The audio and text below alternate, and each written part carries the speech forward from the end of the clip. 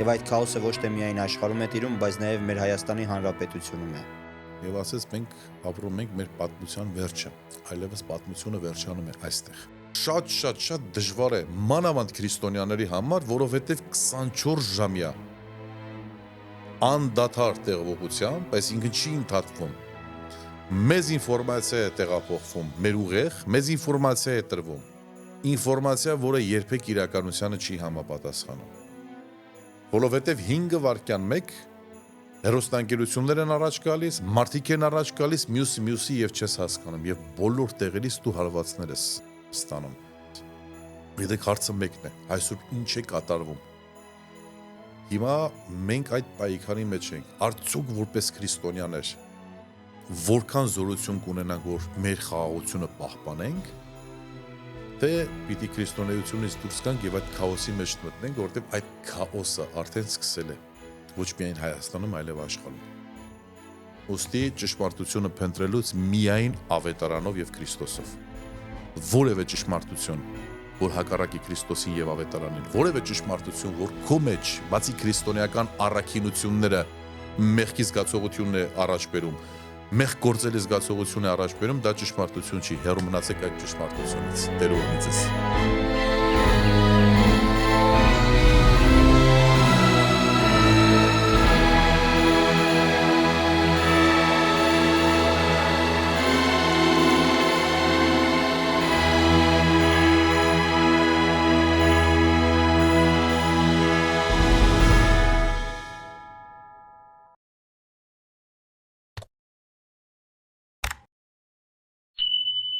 Աստված օգնական Հայր Սրբջան։ Աստված պահապան, սիրելի Արտուր։ Ինչպե՞ս եք Հայր Սրբջան։ Շատ լավ, շնորհակալ եմ, Փառք Տիրոջը։ Շատ շնորհակալ եմ, որ ժամանակ գտաք այսօր հանդիպենք, զրուցենք Հայր Սրբջան։ Հայր Սրբջան, մեր բազմաթիվ ունկնդիրների խնդրանքով այս հարցը պետք է այսօր բարձրացնենք եւ այս հարցի շուրջ ենք զրուցելու այսօր։ Մարդիկ ասում են, որ աշխարհում տիրում է քաոս, եւ այդ քաոսը ոչ թե միայն աշխարհում է տիրում, բայց նաեւ մեր Հայաստանի Հանրապետությունում է։ Եվ քանի որ Հայաստանի Հանրապետությունում էլ է քաոս տիրում, մարդկանց հոգեվիճակը քաոսական է, մարդկանց հոգեվիճակը ծանր է, եւ մարդիկ չգիտեն ինչպես ընտրեն ճշմարիտ եւ ճիշտ ուղղափառ ճանապարհը, ինչպես ընտրեն այն ճանապարհը, որտեղով կկարողանան քայլեն Հիսուս Քրիստոսի հետ եւ Հիսուս Քրիստոսով։ Կխնդրեի, որպեսզի այսօր խոսայինք այդ քաոսական վիճակի մասին եւ մարդկանց ճշմարիտ ճանապարհը ցույց տայիք, որպեսզի մարդիկ ուղղափառ եւ ճշմարիտ քայլեին Հիսուս Քրիստոսով։ Մենք ապրում ենք մի ժամանակահատվածում, որտեղ որ ամեն ինչ գրեթե աղճատված է։ Ամեն ինչ այնքան դժվար է տեսնելը եւ հասկանալը, որ կարծես նայում ենք ակնոցներով, որոնք որ խոնավությունից հիշում եք, չէ՞ որ ակնոցները միանգամից փակվում է եւ ոչինչ չես տեսնում, այո, կարծես մշուշապատ է, ոչինչ չես տեսնում։ Հիմա ապրում ենք մի հատ իրավիճակի մեջ, որ կարծես ոչինչ չենք տեսնում մենք։ Լավ պատմաբան կար Ֆուկույամա, Ամերիկայում էր ապրում, բայց ինքը ճապոնացի էր եւ ասեց մենք ապրում ենք մեր պատմության վերջը, այլևս պատմությունը վերջանում է այստեղ։ Ես առաջի անգամ երբ որ կարդացի, մտածեցի, ասի կարծեմ աշխարհի մասին է խոսում, չէ, ասում էր պատմությունն է վերջանում, որովհետեւ ժամանակին պատմիչներ այն մարդիկ էին, ովքեր որ նայում էին ճշմարտությունը վերցնում էին, գրում էին, որպեսզի ճշմարտությունը սերնդներին փոխանցվի։ Բայց հիմա այլևս այդ ճշմարտությունը գտնելը բարդ է։ Այսինքն այլևս եթե պատմիչը որևէ ինչ-որ մի բանի մասին պիտի գրի, ինքը չգիտի ճշմարտությունը որն է։ Երբ որ երիտասարդ էինք, շատ երիտասարդ, դեռ այսինքն ճեմարան չէի սովորում, քանի որ ինքս Վանաձորում էի ծնվել, ավելի ճիշտ Կիրովականում, մի հատ հետաքրքիր փորձ արեցինք, չգիտես ինչու, չգիտես որտեղից էր եկել, որ այդ փորձը մեկ հատ մտածի, այդ փորձը արա։ Սովորական մի պարզ երիտասարդ, որ մեր շենքում էր ապրում, մեր տարածաշրջանում էր ապրում, սկսեցինք այս երիտասարդի մասին խոսել, որ գիտեք, ինքը կրիմինալ երիտասարդ է, ինքը ում հետ խոսում է, եթե իր ուզածով ինչ-որ մի բան չի լինում, անմիջապես դանակ է հանում, անմիջապես դանակահարում է, տարբեր տեղեր խոսում ենք, որ հոգեկան խնդիր ունի, որ բոլորս իրենից հեռու ենք գնում եւ այլն եւ այլն։ Բայց այդպես չէր այդ այդպես չէ, ամենախելոք երիտասարդը, որ Հին ասացված կար, որ մատքը աչքի մեջ էլ մտներ, երբեք ոչ մի բան ոչինչ չէր անի։ Անցնում է մի ամիս, խնդիր է լինում, գիտեք, այդ տղայական խոսակցությունները եւ այլն, հավաքվում ենք միասին խոսելու, այս երիտասարդին բերում ենք, եւ երբ որ երիտասարդին հարց են տալի, քանի որ երիտասարդը, ինչպես ասեցի, հերո այդ ամեն ինչից, ասում է ինչ չհասկացա, այդ արտահայտության ժամանակ արդեն դիմացի երիտասարդը հետ գնաց։ Բա խնդիր չէ, ոչ մի խնդիր չկա ու թողեցին գնացին այս մարդիկ։ Այսինքն մի ամսվա մեր սուտ տեղեկությունները մարդու մոտ կարծիք ձևավորեցին եւ երբ որ այդ մարդը իր հետ խոսեց, ինքը վախեցավ, որտեվ ինքը գրեթե վստահ էր, որ այդ երիտասարդի մասին խոսում են, ուրեմն կարող է իրեն էլ անի։ Ցավոք սրտի հիմա մի դարաշրջանում ենք ապրում, որ յուրաքանչյուր անձի մասին, յուրաքանչյուր իրողության մասին, յուրաքանչյուր ճշմարտության մասին կարող են այնպես աղճատել, որ սովորական պարզ մարդու մոտ լրիվ հակառակ կարծիքը գա։ Այսինքն մի երիտասարդ, որ ինչպես ասեցի, ամենաբարի ու ամենախելոք անձնավորությունն էր, որ անգամ եթե իրեն ուղակի անցնելուց հարվածեիր, ինքը երբեք ոգի կամ ռիսկ չէր ունենա քեզ պատասխանի։ Եվ այդ երիտասարդին մենք ներկայացրեցինք ամենավատ ձևով, բոլորը այդպես իրեն ընդունեցին, որ ինքը որ կրիմինալ անձնավորություն է։ Հիմա շատ դժվար է մանավանդ քրիստոնյաների համար, որովհետև 24 ժամյա անդադար տեղողությամբ, այսինքն չի ընդհատվում, մեզ ինֆորմացիա է տեղափոխվում, մեր ուղեղ, մեզ ինֆորմացիա է տրվում, ինֆորմացիա, որը երբեք իրականությանը չի համապատասխանում, որովհետև ինֆորմացիաները տրվում են աղճատված, տրվում են սեփական եսի կամ սեփական որևէ օգուտներից բխացնելով։ Պարզ օրինակով ասեմ, որ ես պիտի որևէ անձի մասին ձեզ ինֆորմացիա տամ, ես չեմ կարող անաչառ կերպով տամ, որովհետև եթե այդ անձի հետ ես շփվել եմ եւ ինքը ինձ նեղացրել է, ես պիտի փորձեմ իրեն նեգատիվ ձևով ձեզ ներկայացնեմ։ Ուղղակի եթե առաջներում մարդկային հարաբերության մեջ հասկանում էիր, երբ որ Արտուրը Պետրոսի մասին խոսում էր, ասում էր դե լավ, Արտուրը գիտեմ Պետրոսի հետ խնդիր է ունեցել, միգուցե դա է պատճառը, որ այսպես է ներկայացնում, ամբողջապես չընդունեմ ճշմարտությունը, փորձեմ Պետրոսի հետ էլ խոսեմ, այսօր չկա այդ հնարավորությունը, որովհետև 5 վայրկյան մեկ հեռուստաընկերություններ են առաջ գալիս, մարդիկ են առաջ գալիս, մյուսի եւ չես հասկանում, եւ բոլոր տեղերից դու հարվածներ ես ստանում։ Եվ այս շրջանում ես շատ հարցեր եմ ստանում, մանավանդ մեր հավատավոր ժողովրդից, գիտեք հարցը մեկն է, այսօր ինչ է կատարվում։ Չեն հարցնում կոնկրետ Պետրոս, Պողոս կամ մյուսը, հարցը հետևյալն է, այսօր ինչ է կատարվում։ Եվ ես մի պատասխան ունեմ, որ կատարվում է քաոս։ Եվ պիտի զգույշ լինեք, որովհետև քաոսի հետևանքով միշտ պայթյուն է տեղի ունենում։ Դուք գիտեք չէ, Ուրանը ոնց է պայթում։ Քանի ինքը ստաբիլ է, ինքը իրենից ընդհանրապես վտանգ չի ներկայացնում, բայց բավական է, որ քաոսի ենթարկեցիր եւ իր պրոտոն նեյտրոնները սկսում են առանձնանալ ու ամենաաշխարհի մեծ պայթյունն ենք առաջացնում։ Հիմա մենք այդ պայքարի մեջ ենք, արդյոք որպես քրիստոնյաներ որքան զորություն կունենանք, որ մեր խաղաղությունը պահպանենք, թե պիտի քրիստոնեությունից դուրս գանք եւ այդ քաոսի մեջ մտնենք, որովհետեւ այդ քաոսը արդեն սկսել է ոչ միայն Հայաստանում, այլև աշխարհում։ Այլևս դու երբեք չես կարող տեղեկանալ ճշմարտության մասին, եթե չունես Քրիստոս քո մեջ ու հանդարտություն։ Գիտեք, արհեստական բանականությունը զարգացել է։ Ես անցյալ անգամ փորձի համար արհեստական բանականության իմ նկար ուղարկեցի եւ ինչ-որ բան խնդրեցի, որ փոփոխի, վերջում նայեցի, ասեցի, եթե մեկը այսպես ցույց տալի, առավել քան համոզված պիտի լինի, որ այս հայրսուրբը այսպեսին է, որովհետեւ իրոք ես, այսինքն ինձ այնքան գեղեցիկ կերպով ձևափոխեց, որ կարծես թե իրական պատկեր էր։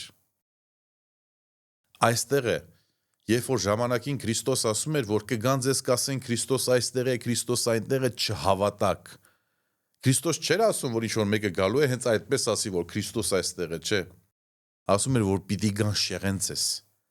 Որ ձեզ ճշմարտությունը պիտի ասեն, չէ, ճշմարտությունը այնտեղ է, այստեղ է, չշեղվեք։ Մի ճշմարտություն ունենք, այդ ճշմարտությունը Աստվածաշունչ Մատյանն է,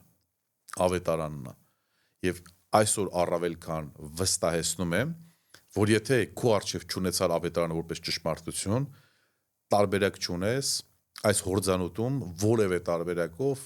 տեսնես լուսավորություն։ Դու անպայման այդ քաոսի մաս պիտի կազմես,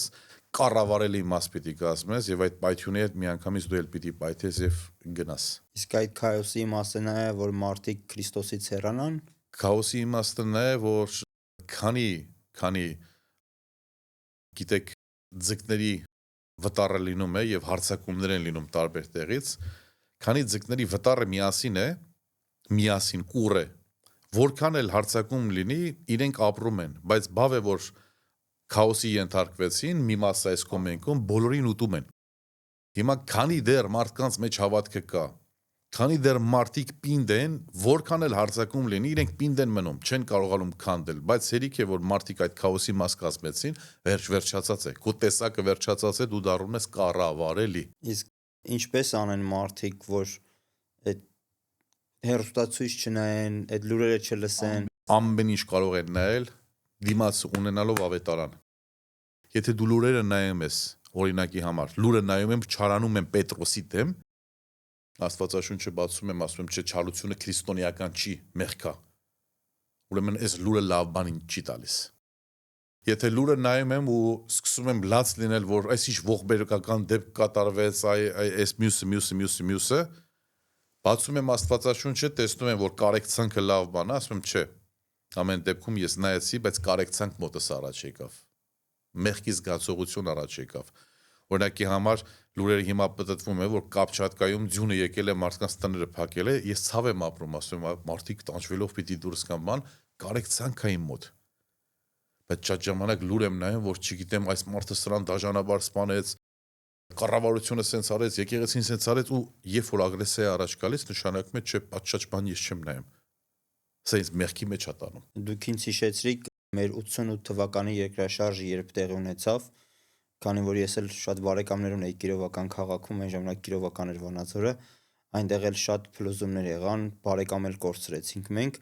Ես հիշում եմ, որ մարդիկ այդ լուրերով կարեկցակ ապրելով սկսեցին օգնություն ուղարկել ողջ աշխարհի երկրներից, որտեղ եւ նաեւ Շարլ Ազնաուրը գտավ, որ ինքը որպես հայ պարտավոր է ֆոնդ ստեղծել եւ օգնել Հայաստանին ու դա ողջունելի էր, բայց այսօրվա օրով որ նայում ենք թե ինչ է կատարվում, մարդիկ տեսնում են երկրաշարժ եղավ, անկախ նրանից թե որ երկրում ասում են լավ եղավ, դրանց հասնում է։ Դա հենց քաոսի արդյունքն է։ Որտեվ նայեք, երբ որ նորից ձկների օրինակով բերեմ, երբ որ ձկների վտարը միասին է, իրենք ուղղությունները գիտեն, այսպես են գնում, արագ թեքվում են, այսպես են գնում, այսինքն կարգավորված ձևով են գնում։ Երբ որ իրենց քաոսի է սալիս, այլևս ոչ մեկ տեղյակ չի, թե ինչ ճանապարհով է գնալու։ Երբ որ մեզ մանավանդ քրիստոնյաներին քաոսի են տալիս, մեր մոտ ինչը որ հոգևոր զգացողություն է, այդտեղ բթանում անտարբերություն առաջ գալիս։ Հարազատ են կորցնում, նորմալ է, բաժանվում են, նորմալ է, երեխայի հետ խնդիր է, նորմալ է։ Ես այսօր նայում եմ, շատ ժամանակ ցավ եմ ապրում, երբ որ Քրիստոս ասում էր վերջի օրերին եղբայրը եղբոր դեմ դուրս կգա, հայրը որդու դեմ դուրս կգա։ Ես մեր հասարակության մեջ դա եմ տեսնում։ Եղբայրները մեկը մյուսի դեմ է դուրս գալիս։ Բայց դեմ է դուրս գալիս ոչ թե հանուն ճշմարտության,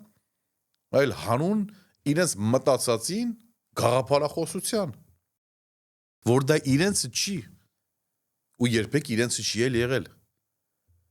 Որտեղ շատ ժամանակ մենք ինքներս մեզ հարց չենք տալիս։ Հիմա նայի Արտուր, այսօր մենք մի պահ խոսեցինք, չէ՞, եկեղեցու խնդիրներից կամ չգիտեմ պետական մեր խնդիրներից, ես վստահաբար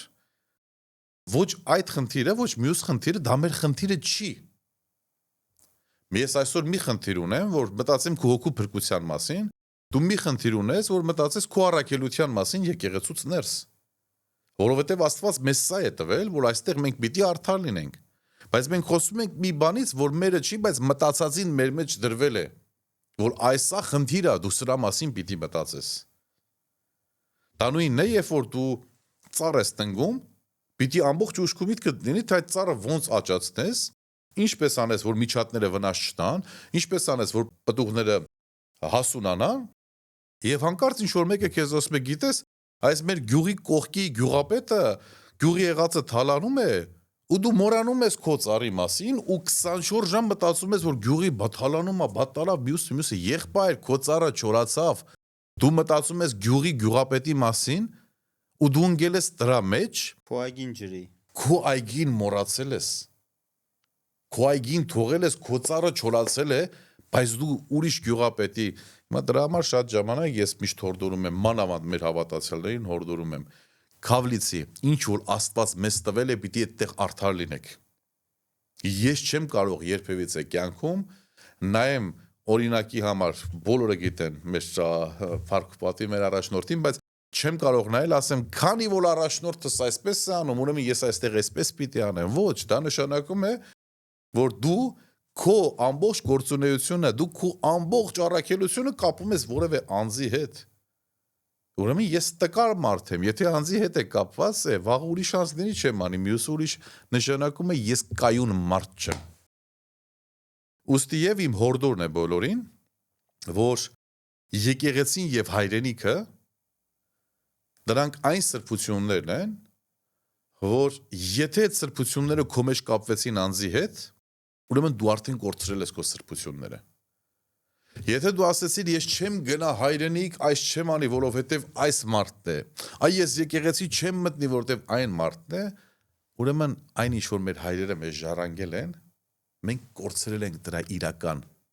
գաղափարը, որովհետև իրենք մեզ սրբություններ են ժառանգել եւ ոչ թե անձեր, որովհետև մեզ ժառանգվել է սրբություններ եւ ոչ թե անձեր։ Մենք բոլորս մահկանացու ենք։ Բոլորս մահկանացու ենք։ Ես ինչի եմ շատ ուրախ, սվարթ ու միշտ համայնքի հետ որ խոսում եմ, ասում եմ, որտեղ մենք պատմություն կերտեցինք, որտեղ հիմա որ ես մահանամ էլ կամ վաղը որ անցնեմ էլ, իմ սիրտը մի բանով հանգիստ է, որ մենք մեր ժառանգներին սրբություն տվեցինք, եկեղեցի տվեցինք, մենք մեր ժառանգներին հայր տիրայր չենք տվել, Արտուր չենք տվել, Պողոս չենք տվել, որտեղ մենք անցողիկ ենք, մենք իրենց սրբություն ենք ժառանգել։ Եվ իրենք պիտի պահեն այդ սրբությունը եւ ոչ թե անձի։ Եվ դրա հիման վրա էլ դուք արեցիք այնպես, որ եկեղեցին ոչ թե լինի անձնական, այլ լինի համայնքային։ Միանշանակ, դա մենք մեր սրբությունը ժառանգում ենք մեր երեխաներին, չէ՞։ Վաղ մյուս օրը զավակներ ունենանք, մարդը տունը սարքում է, բայց չի մտածում, որ տունը սարքեմ, տան մեջ մեռնեմ ես։ Մտածում է, որ տունը պիտի սարքի ժառանգի իր երեխաներին, կամ նրանք էլ իրենց երեխաներին, այսինքն ինքը օջախ կամ սրբություն է ժառանգում։ Այսօր ջան, իսկ բարդ չի երիտասարդների հետ լեզու գտնելը։ Բացարձակ, հավատացեք, բացարձակ, ես առավելն ասեմ, ես որքան որ շփվում եմ մանավանդ այստեղ երիտասարդների հետ, ես այնքան ավելի վստահություն ունեմ, որ այս համայնքը պիտի երկար տարիներ